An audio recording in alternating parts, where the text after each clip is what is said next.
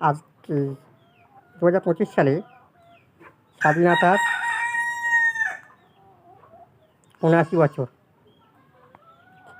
এবং আমাদের নরেন্দ্র মোদী মহাশয় তিনি দিল্লির লালকেল্লা থেকে কী বলছিলেন অনুপ্রবেশকারী বাংলা, ঝাড়খণ্ড এবং ত্রিপুরা রাজ্যে আছে।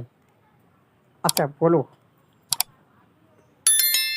বর্ডার দেখার দায়িত্ব কার? বর্ডার দেখার দায়িত্ব বিএসএফ সেনাবাহিনী। সেই বিএসএফ যদি বর্ডার দেখতে না পারে, মানে বিএসএফ যদি এই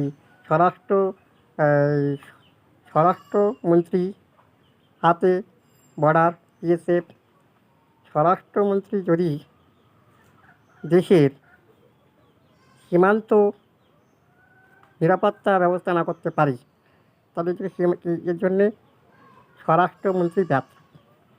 কেন? স্বরাষ্ট্রমন্ত্রীর কাজ হলো দেশের নিরাপত্তা দেওয়া, দেশের অভ্যন্তরীণ এবং ভিতরে।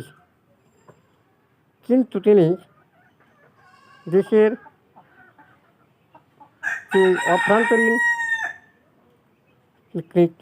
নিরাপত্তা দিতে পারছেন না, মানে বর্ডার নিরাপত্তা দিতে পারছেন। বর্ডার যদি নিরাপত্তা থাকতো তাহলে অনুপ্রবেশকারী ঢুকতো না, আর অনুপ্রবেশকারী রাজ্য সরকারের হাতে নয়, এটা বিএসএফ, এটা স্বরাষ্ট্রমন্ত্রীর হাতে।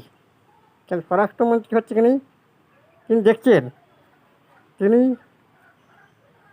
তিনি হচ্ছে দেশের সীমান্ত দেখছেন, যেমন Bangladesh border, Pakistan border, Myanmar border, Sri Lanka border, এই সমস্ত বর্ডারগুলো দেখছে কি স্বরাষ্ট্রমন্ত্রী যদি কাজে ব্যর্থ হয়, তাহলে এরকম স্বরাষ্ট্রমন্ত্রী পদত্যাগ করা উচিত। স্বরাষ্ট্রমন্ত্রী পদত্যাগ করে যে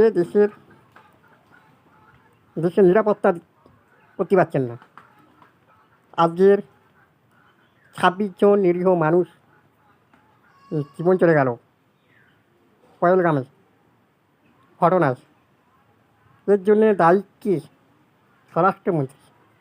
আর কিন্তু স্বাধীনতার 79তম বছরে সেখানে নরেন্দ্র মোদী মহাশয় পোস্ট করছেন টুইটারে এবং বিভিন্ন সোশ্যাল মিডিয়ায় যে তিনি যেন দেশের স্বাধীনতার জন্য লড়াই করেছে, তিনি যেন দেশের স্বাধীনতা করছে। আচ্ছা, যখন যে স্বাধীনতা নরেন্দ্র মোদী কোথায় ছিলেন? এখন কি উনি ওনার জন্ম হয়েছিলেন? উনি দেশের স্বাধীনতার জন্য লড়াই করেছিলেন করবেন? তখন ওনার জন্মই হয়নি। উনি একাবার করছেন যে আমি দেশটাকে আমি স্বাধীন করলাম। তাই